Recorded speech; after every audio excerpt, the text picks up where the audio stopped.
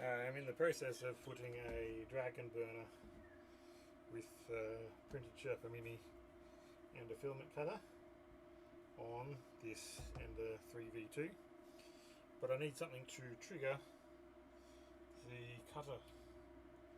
I cannot see where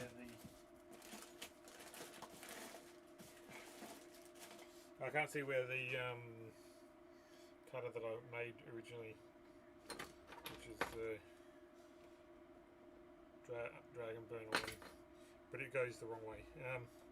So this is going to be here, and that will be there, and then does that, and that. Well, actually needs to be a bit longer that way.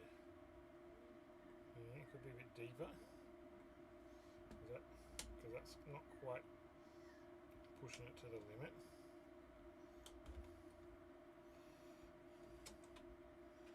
And then we'll tweak that.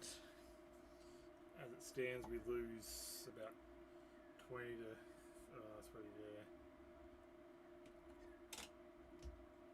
I'll probably cut the length of this down actually. I think I extended it, but I don't really need to. Need to be a bit shorter so I don't lose as much print bed space.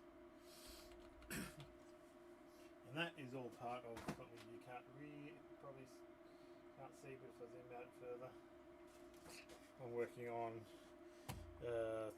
3MS multi-material system.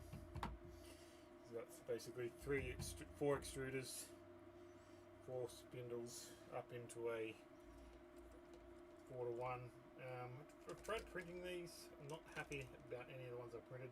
So this is like a $3 AliExpress bamboo clone one of the 4:1 into the head.